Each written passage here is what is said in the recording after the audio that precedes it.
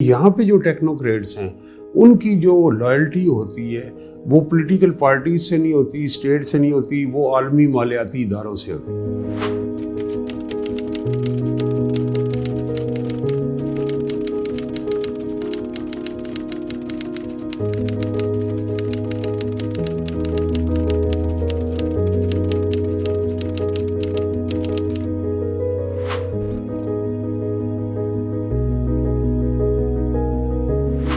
Technocratic system से मुराद ये है कि एक ऐसा निज़ाम हुकूमत जैसे कि दुनिया में सदारती निज़ाम है, पार्लिमानी निज़ाम है, आमराना निज़ाम है, बादशाहत का निज़ाम है, लेकिन इक़्तिदार उन टेक्नोक्रेट्स को तफवीज़ किया जाए जो इकोनॉमिस्ट हों, जिनकी स्पेशलाइजेशन हो, जो ज़िंदगी के मुख्तलिफ़ शोबों में, हेल्थ में, एजुकेशन में वो साइंटिस्ट हों, इकोनॉमिस्ट हों, उनको तफवीज़ किया जाए कि वो मुल्क को बेहतर अंदाज में हुकूमत रन करें।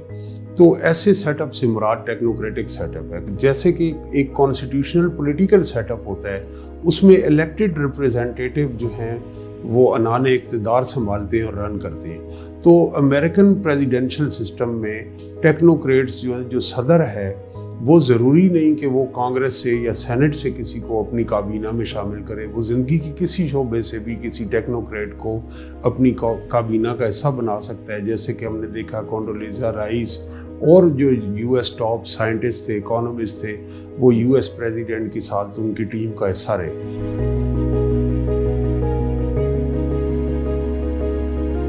पाकिस्तान में ये इस्तिलाह इस तरह इस्तेमाल हुई कि हमने देखा कि 50 की दहाई में, 60 की दहाई में पहली जो कैबिनेट थी मोहम्मद अली बोगरा की, वो भी एक टेक्नोक्रेट थी। उसके बाद जब सदर अयूब आए तो जनरल अयूब ने मार्शल लॉ इम्पोज किया। तो उस वक्त जो वेस्टर्न स्कॉलर्स से एक ग्रुप भी था रिसर्च हार्वर्ड यूनिवर्सिटी का, और हंटिंगटन जो मारूफ पॉलिटिकल साइंस के प्रोफेसर हैं, उन्होंने भी अयूब मॉडल की बात की। उस अयूब मॉडल में टेक्नोक्रेट से कि प्रेसिडेंट है, वो चीफ ऑफ आर्मी स्टाफ है, वो एक गवर्नमेंट सेटअप रन कर रहा है, लेकिन उस सेटअप में की पोजीशन जो है वो टेक्नोक्रेट्स की। ये टेक्नोक्रेट फिर हमने जनरल ज़ियाउल हक के दौर में भी देखे।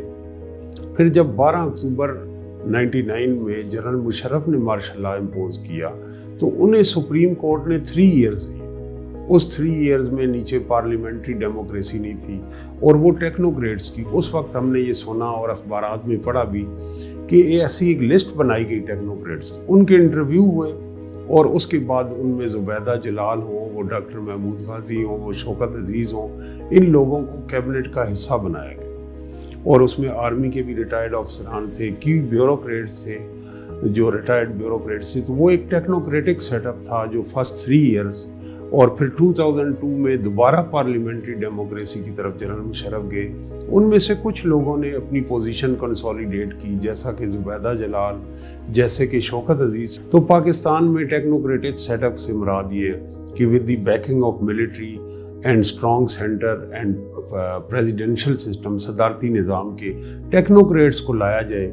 और इसके पीछे ये सोच भी होती है कि पॉलिटिकल क्लास नाकाम हो गई, दूसरा उनके अंदर कैपेसिटी नहीं है पॉलिटिकल पार्टीज़ के, पॉलिटिकल क्लास में। तो हमें कोई ऐसे एक्सपर्ट्स चाहिए कि जो मुल्क को या इकोनॉमिक रिसेशन से या जो डिफरेंट उसको जो रिफॉर्म एजेंडा है उस वक्त की गवर्नमेंट का, उसको फुलफिल करें।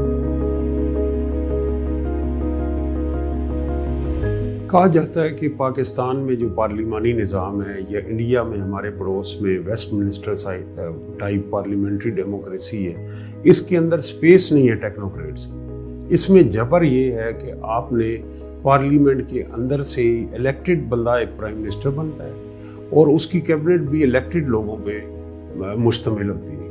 लिहाजा आप अगर एक उसमें ना एजुकेशन मैटर करती है, ना क्वालिफिकेशन मैटर करती है, जबकि प्रेसिडेंशियल सिस्टम में प्रेसिडेंट जो है चेक एंड बैलेंसेस तो होते हैं, लेकिन उसकी नॉमिनेशन कैबिनेट में वो पार्लियामेंट की मोहताज नहीं होती। तो वहाँ पे हम देखते हैं कि अगर यूएस प्रेसिडेंट क्लाइमेट चेंज की प्रोफेसर या एक्सपर्ट को, सिविल सोसाइटी एक्सपर्ट्स को, टॉप जर्नलिस्ट को, इकोनॉमिस्ट तो ला सकते हैं, तो वहाँ हमें कैपेसिटी ज़्यादा नज़र आती है।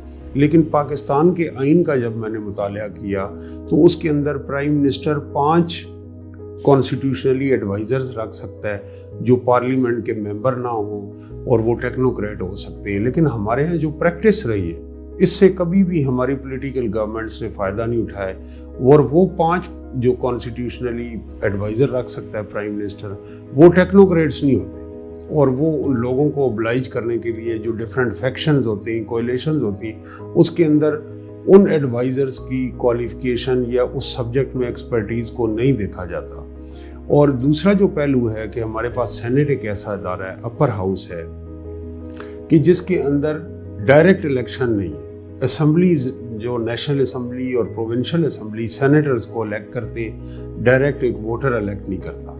तो वहाँ पे पॉलिटिकल पार्टीज़ के पास स्पेस होती है कि वो टेक्नोक्रेट्स को मेंबर नॉमिनेट करें, और 4 सीट्स भी हैं, 4 सीट्स हैं टेक्नोक्रेट्स की सेनेट के अंदर, जो पॉलिटिकल पार्टीज़ अपनी रिप्रेजेंटेशन के लिहाज से टेक्नोक्रेट्स को करती। लेकिन उन 4 सीटों को भी टेक्नोक्रेट्स को नॉमिनेट नहीं करती। पॉलिटिकल पार्टीज़ के पास अपने टेक्नोक्रेट्स हैं ही नहीं, ना इनके पास इकोनॉमिस्ट हैं, ना इनके पास एनर्जी एक्सपर्ट्स हैं, ना इनके पास फॉरेन पॉलिसी एक्सपर्ट्स हैं, ना इनके पास साइंटिस्ट हैं जो साइंस एंड टेक्नोलॉजी को वो कर से देख सकें, ना इनके पास हायर एजुकेशन के कोई स्पेशलाइजेशन के हामिल शख्स हैं कि जिन्हें ये पॉलिटिकल पार्टीज़ के अंदर ये शामिल हों तो इनको ये सेनेट में टिकट दे सकें या एडवाइजरी रोल दे सकें। तो नतीजा ये है, रिजल्ट ये है कि इन्हें आउटसाइड द पॉलिटिकल पार्टीज़ ऐसे लोग शामिल करने पड़ते हैं।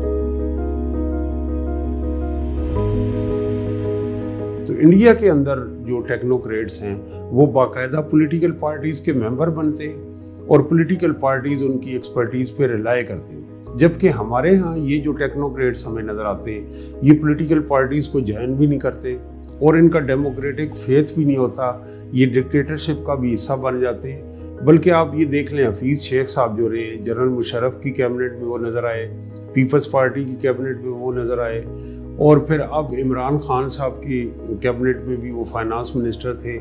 आज भी उनका नाम लिया जा रहा है कि उनको कोई केयर टेकर सेटअप में एक बड़ा रोल मिल जाएगा। तो यहाँ पे जो टेक्नोक्रेट्स हैं उनकी जो लॉयल्टी होती है वो पॉलिटिकल पार्टीज से नहीं होती, स्टेट से नहीं होती, वो आलमी मालियाती इदारों से होती है।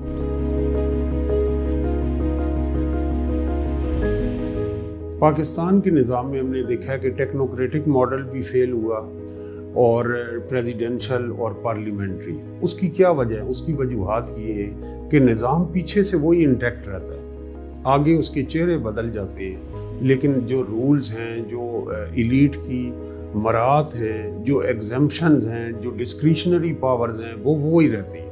पाकिस्तान का कोई प्राइम मिनिस्टर या प्रेसिडेंट ये कल्चर ख़त्म नहीं कर सका कि कर्ज़े माफ़ यहाँ होते हैं, यहाँ लीज़ पे ज़मीनें दी जाती हैं, यहाँ प्लाटों की बंदर बाट होती है, यहाँ पे पुरतईश luxury life style living at the state expense. दूसरा जो हम ये कहते हैं कि शायद जो पॉलिटिकल गवर्नमेंट होती है या पार्लियामेंट्री या प्रेसिडेंशियल, इनके पास एक्सपर्टीज नहीं। जब हमारे पास ब्यूरोक्रेसी का इंस्टीट्यूशन है तो उसके पास तो एक एक्सपीरियंस भी होती है और एक्सपर्टीज़ भी होती है। तो क्या वजह है कि हमारा ब्यूरोक्रेसी एज इंस्टीट्यूशन परफॉर्म नहीं कर रहा और ऊपर जो है हमें एक टेक्नोक्रेटिक सेटअप लाना पड़ता है।